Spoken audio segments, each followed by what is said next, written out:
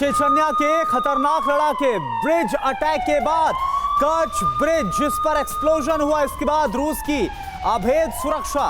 TV9 Bharatvarsh ground zero पर मौजूद है और चेचन्या के लड़ाके क्रीमिया पहुंच गए हैं। तो आखिर इसका क्या मतलब है? मनीष झा की जो इस वक्त वॉर जोन में मौजूद है उनका हम रुख कर रहे हैं। मनीष, आपके पास क्या इंफॉर्मेशन? चेचन्या के लड़ाकों का क्रीमिया पहुंचना क्या बता रहा है?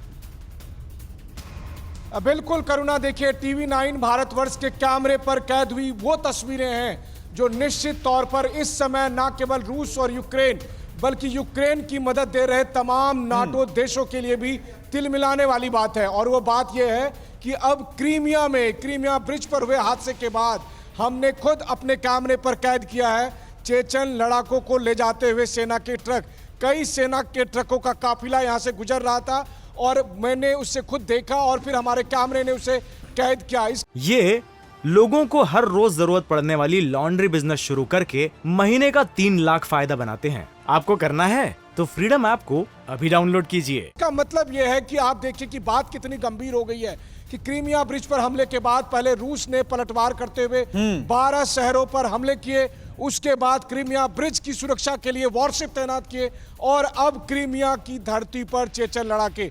मतलब यह है कि रूस को आशंका है कि क्रीमिया पर हमला हो सकता है। रूस को आशंका है कि खेरसॉन और मारियोपोल में जो यूक्रेन की सेना बढ़त बना रही है वो यहां तक पहुंच सकती है और उसको रोकने के लिए चेचन लड़ाके को यहां पर तैनात किया गया है। क्या मनीष ये रूस का फ्रस्ट्रेशन दिखाता है? मनीष, क्या ये रूस का फ्रस्ट्रेशन दिखाता है कि रूस अपनी पूरी तैयारी को धार दे रहा है कि अगर अब यूक्रेन ने कोई पलटवार किया तो रूस जवाब दे सकता है? हालांकि रूस पहले भी रिवेंज ले चुका है, मिसाइलें कई दाग चुका है यूक्रेन पर, जिसमें कीव भी शामिल था। अब क्रीमिया में चेचन्य लड़ाके, ये बताता है कि रूस डरा हुआ है और रूस चाहता है कि अब जो वार होगा वो पहले उसकी तरफ से होगा। देखिए, इसे आप इस रूप में भी कह सकते हैं कि जंग अब इस मुकाम पर पहुंच गया है जहां पर कि कुछ भी हो सकता है।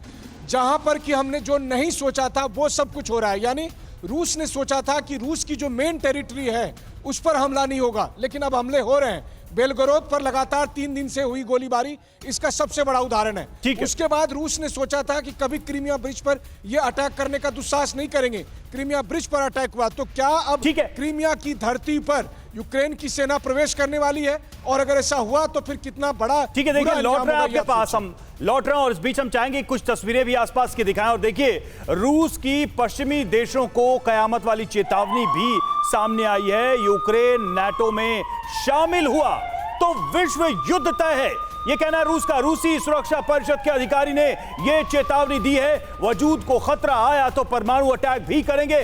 कोई गुरेज नहीं, कोई इनकार नहीं परमाणु हमले से।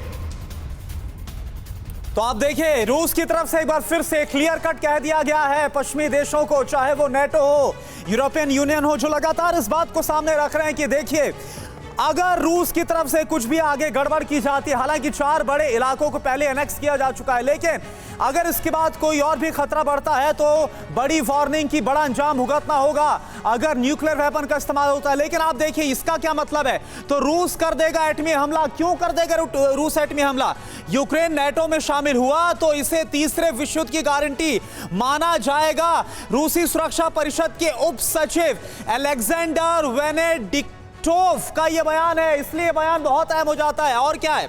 रूस के अस्तित्व पर खतरा आया तो परमाणु बम का इस्तेमाल करेंगे। आपको याद होगा वो तस्वीरें जैसे एनेक्स किया गया था 4 बड़े इलाकों को, उधर वोलोदिमीर ज़ेलेंस्की ने उस पेपर पर साइन किया था, उस एप्लीकेशन पर नाटो में शामिल होने के लिए। इसके बाद और ज्यादा आग बबूला हो गए पुतिन। इसके बाद रूस और पश्चिम ही नहीं पूरी दुनिया तबाह हो जाएगी, इस तरह से वार्न किया जा रहा है रशिया की तरफ से। यूक्रेन अच्छी तरह से जानता है कि वो कितना खतरनाक खेल खेल रहा है। इस बात को लेकर नाटो में शामिल नहीं होना इसे पहले भी बार बार बोला जाता रहा है रशिया की तरफ से। नाटो मेंबरशिप के लिए दोबारा से आवेदन देना ये शायद यूक्रेनी प्रोपेगेंडा है, यानी कि रूस को यह भी लग रहा है कि एक प्रोपेगेंडा का हिस्सा है। पश्चिमी देश अच्छी तरह से इस बात को जानते हैं कि ऐसा होने पर रूस क्या करेगा, लेकिन फिर भी ऐसा क्यों हो रहा है, ये एक बड़ा सवाल है। इस कदम के आत्मघाती परिणाम का उन्हें बखूबी अंदाजा है।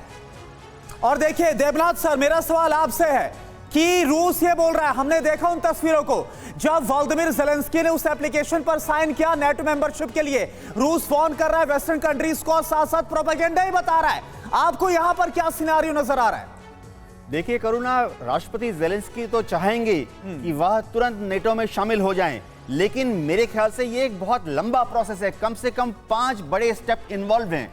एक चीज मैं बता दूं, अगर नेटो यूक्रेन को अपने में शामिल करता है तो नेटो की रिस्पांसिबिलिटी बहुत ज्यादा बढ़ जाती है। एक ये है कि फिर नेटो चार्टर के अनुसार बाध्य हो जाता है कि यूक्रेन में अपने बूट्स ऑन ग्राउंड प्रोवाइड करे, और मेरे ख्याल से आज तक अमेरिका या कोई भी नेटो देश बूट्स ऑन ग्राउंड यूक्रेन में डालने के लिए तैयार नहीं है। ये उकसाएगा नहीं रूस को?